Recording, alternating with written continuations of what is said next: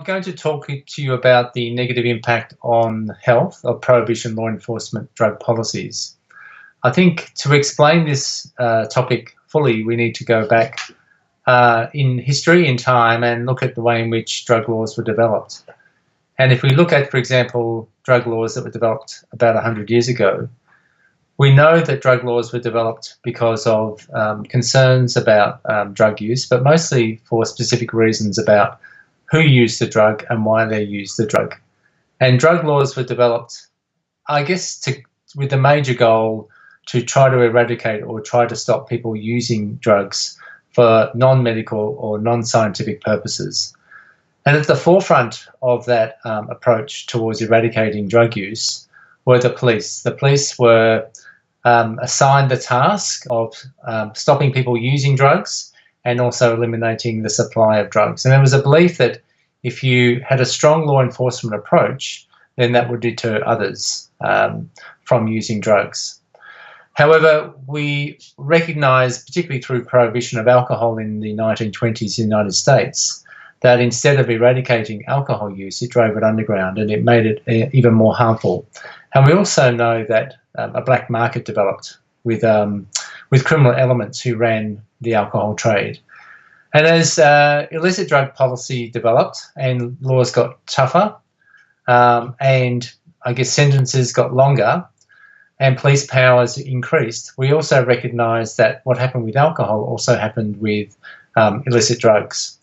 We found that because illicit drugs became part of the criminal networks and were produced by criminal networks and the demand was still there, we found that there were many negative health outcomes from illicit drug use. And most of these were not necessarily because of the riskiness of the drug itself, and then we know that there are risks in all drug use, but most of the risks were coming from the fact that these drugs had been made illicit and were being manufactured, produced. Drugs were being grown and distributed by criminal elements where there were no, I guess, safety precautions, no standards of production, and no, I guess, monitoring of their safety. So a number of health responses came about because of that.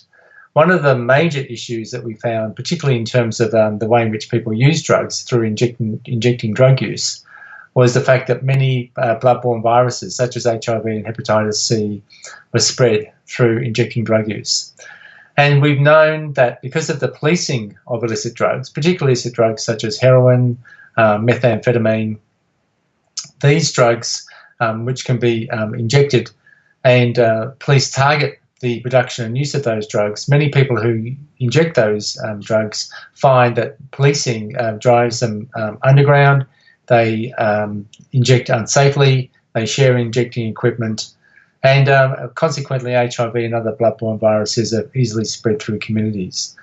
So we know that there are policing policies and policing practices such as strong law enforcement around needle and syringe programs, which can be counterproductive to health outcomes.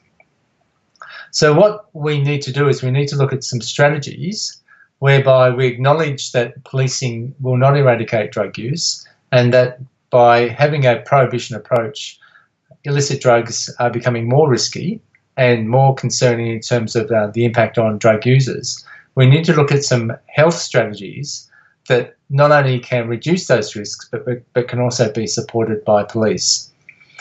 I think the first thing that we need to do is I guess, acknowledge that both police and health have a key role in reducing drug-related harms in the community. I think it's really important to have a strategic alignment or a common goal between law enforcement and health. I don't think there's much positive or potential positive outcomes from having a health system and health agencies working in one direction and law enforcement working in another. The law enforcement approach can be very counterproductive to healthy outcomes, particularly for people who use illicit drugs, such as injecting drug users. So we need to look at a common goal. We need to look at a strategic alignment and acknowledge that we should be working in the same direction.